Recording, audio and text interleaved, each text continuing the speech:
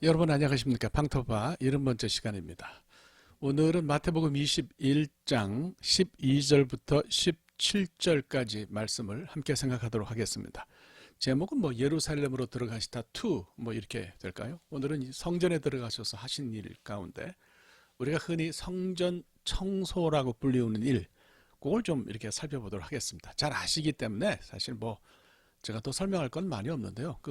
우리가 좀 특별히 짚어야 될 부분만 좀 짚어서 생각을 하도록 하겠습니다.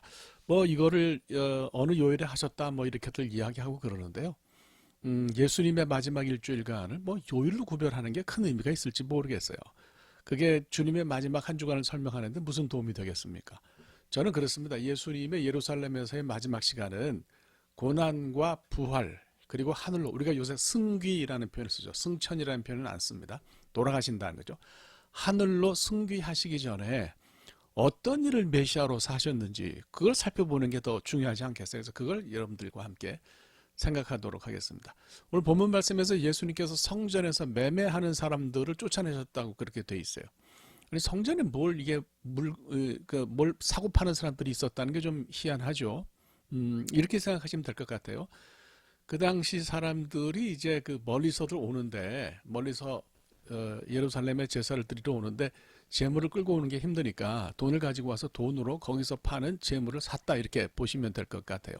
그러니까 하나님께 드리는 속죄와 감사의 제사를 위해서 제물을 팔고 샀다.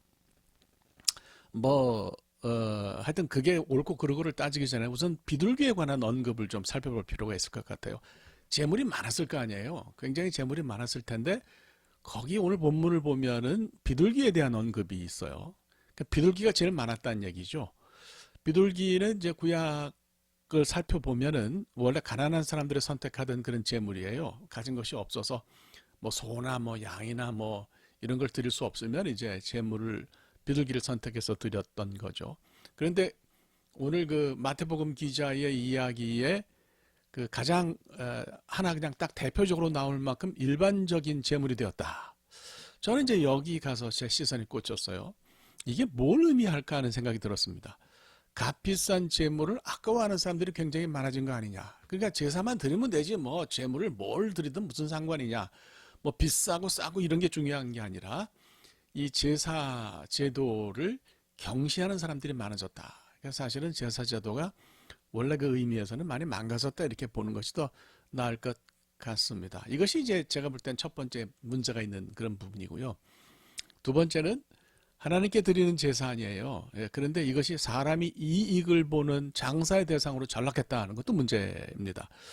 글쎄 말씀드린 것처럼 긍정적으로 봐서 멀리서 제사를 드리러 오는 것도 힘든데 이 사람들이 재물과 함께 오는 것이 힘들어서 예루살렘 성전에서 재물을 살 수도 있는 거죠. 문제는 이 사람들에게 재물을 팔면서 아주 큰 돈을 받아서 폭리를 취하는 상인들이 문제인 거죠. 그러니까 이 사람들은 당연히 성전 종사자들, 제사장 그룹들, 그 당시 사두개인들이죠. 그런 사람들과 연계를 맺고 있었다고 보면 되는 거죠. 그러니까 여러분 이렇게 보시면 되는 겁니다. 그 당시에 이제 큰 폴 헨슨이 이야기한 것처럼 갈등 구조가 좀 예루살렘, 이스라엘 전체에 있었던 것 같아요. 그러니까 권력을 잡고 있던 사두개인들, 그다음에 예루살렘 성전에서 이미 좀 한 발짝 발을 뺀 바리새인들이 있었다, 이렇게 볼 수가 있고, 바리새인들은 사두개인들이 하나님 뜻을 저버린 사람들이라고 생각한 거죠. 그런데 에세네파, 은둔주의자들인 에세네파는 바리새인들조차 율법을 지키는데 실패했다고 보고 자기들 그룹 안에서 이제 종말론적인 어떤 그런 신앙을, 묵시문학적 신앙을 이어갔다, 이렇게 이제 우리가 볼 수가 있는 거예요. 그러니까 이 사두개인들은 굉장히 좀 미안한 얘기지만 타락했다고 볼 수가 있고요. 이들과 성전에서 재물을 파는 사람들과 어떤 연계가 있었다, 이렇게 볼 수 있습니다. 그러니까 소위 킥백, 영어로 킥백이라고 그러죠. 뒷돈이라고 그래요. 이런 것이 오고 갔을 가능성이 있다, 이렇게 우리가 생각할 수가 있는 거죠. 이거 굉장히 문제인 거죠. 예수님은 이런 사람들이 성전에 있다는 것 자체를 이제 종교의 타락으로 보신 거죠. 근데 생각해 보면 오늘날도 교회 때문에 먹고 사는 사람들이 꽤 있어요. 이런 얘기 하면 좀 불편한가요? 할 말은 해야죠. 이건 좀 아니지 않은가 싶습니다. 이런 사람들이 결국은 목사를 둘러싸고 있기 때문에 목사도 문제지만 목사를 둘러싸고 있는 사람들이 더 문제일 수도 있어요. 그래서 교회가 좀 어려워지는 거 아니냐 싶은 생각이 듭니다. 여러분 뭐 어느 교단을 막론하고 교단의 총회 한번 가보세요. 거기 줄 대서 그 교단 때문에 그 총회 어떤 정치 시스템 때문에 그 먹고 사는 사람들이 은근히 있어요. 꽤 있어요. 그러니까 이게 달라지지 않으면 교회의 변화라고 하는 것은 말로 하는 소리밖에 안 된다. 뭐 이런 생각이 좀 드네요. 하여튼 여러분 다 이 말씀을 들으시고 좀 생각하시면 좋겠습니다. 자, 물건만 파는 것이 아니라 거기 이제 환전하는 사람, 돈 바꾸는 사람들이 있었어요. 돈 바꾸는 사람들이 있던 이유가 이제 두 가지라고 볼 수 있는데, 우선 첫째로 팔레스틴 거주자들은 누구든지 성전세를 내야 됩니다. 성전세가 이제 우리가 신명기 14장을 보면 24절, 25절인데 성전세에 관한 규례가 나와 있어요. 성전세는 1년에 반세겔입니다. 근데 이걸 이제 6월절에 내야 되거든요. 그 6월절에 내는 게 관례인데, 보통 지역에 텍스 부스가 만들어지면 세관이죠. 거기 가서 뭐 내면 되는데, 이거를 1년 내내 텍스 부스가 세관이 운영되는 게 아니에요. 그러니까 이런 기간이 지나면 직접 예루살렘에 가서 그 성전세를 내는 것이 이것이 관례였어요. 물론 뭐 예루살렘에서 파견한 사람이 와서 반세겔 받으면서 다니는 사람들도 있었는데, 어쨌든 이게 해결이 안 되면 예루살렘에 갔어야 된다 이런 얘기예요. 이제 지역에서 쓰던 돈을 유대 화폐인 세겔로 바꿔서 내야 했다는 거죠. 그러니까 이런 사람들은 가면 이제 돈을 바꾸는 필요가 있는 거죠. 두 번째로 이제 디아스포라에서 온 사람들이에요. 뭐 6월절이나 명절이 되면 팔레스티나에 사는 사람들뿐만 아니라 디아스포라에 사는 유대인들이 다 오잖아요. 이 사람들은 자기 나라에서 쓰던 그 돈이 있어요. 돈이 있는데 그걸 세겔로 바꿔야 했다는 이야기입니다. 그러니까 오늘날 이제 우리가 외국을 간다든지 하면 공항에 가서 환전소에 가서 돈을 바꿔서 가잖아요.